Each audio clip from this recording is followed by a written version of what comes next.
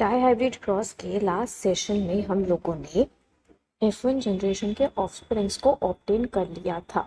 तो वहाँ पे हम लोगों को क्या कंडीशन मिली थी, जो हमारा जीनोटाइप था that was basically heterozygous dominant, और अगर हमारे फिनोटाइप की हम बात करते हैं तो हम लोगों को टॉल येलो प्लांट मिला था। तो मेंडल को क्वेश्चन आया कि मेरे डॉर्फ ग्रीन प्लांट का क्या हुआ। तो उसने क्या डिसाइड किया, उसने डिसाइड किया कि चलो let's cross again. So Mendel basically chose F1 generation के offsprings to be F2 generation के पेरेंट्स, यानी वो F1 जनरेशन के ऑफस्प्रिंग्स के बीच में क्रॉसिंग कराएगा। समझ आ गई बात? तो यहाँ पे क्या होने वाला है, टॉल येलो प्लांट का ही टॉल येलो प्लांट के साथ हम क्रॉसिंग कराएंगे, लेकिन वो हेटेरोजाइगस डोमिनेंट थे।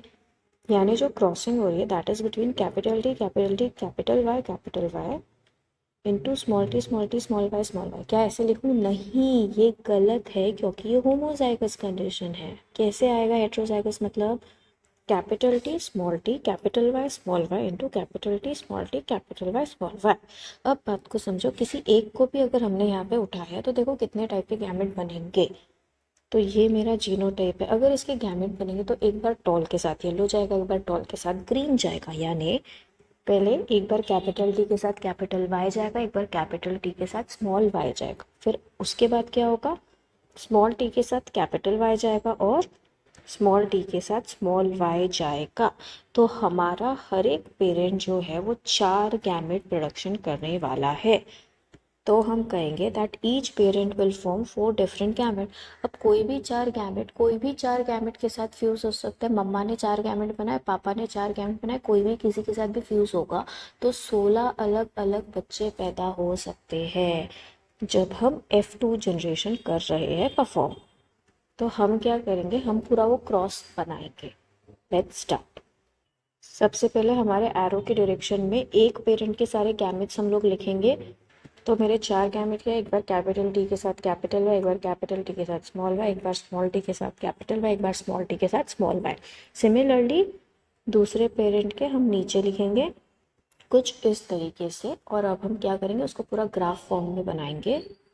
So guys let's start. आपको हमेशा ये ध्यान रखना है कि हमेशा पहले जो कैपिटल वाला है, जो डोमिनेंट वाला है, आप वो मेंशन करने वाले हो। तो जो मेरा पहला बॉक्स है उसमें आएगा कैपिटल टी कैपिटल वाई। जो मेरा सेकंड है उसके बाजू वाला, उसमें आएगा capital T capital Y small Y. उसके बाजू वाले में आएगा, चलो मेरे साथ करने की कोशिश करेंगे सब लोग, capital T capital Y small Y. जो मेरा लास्ट वाला है सेम रो का, that is capital T capital Y small Y. ठीक है। अब अगर हम सेकेंड रो की बात करते हैं तो आएगा वो capital T capital Y small Y. उसका अगर बाजू वाला है तो दोनों ही कैपिटल टी रहेंगे एंड दोनों ही स्मॉल वाई रहेंगे। उसका नेक्स्ट समझ आ रहा है कैसे करना है? तो जल्दी जल्दी हम लोग करेंगे। Capital T capital Y small Y. Next capital T small Y. उसका अगला कैपिटल टी कैपिटल वाई।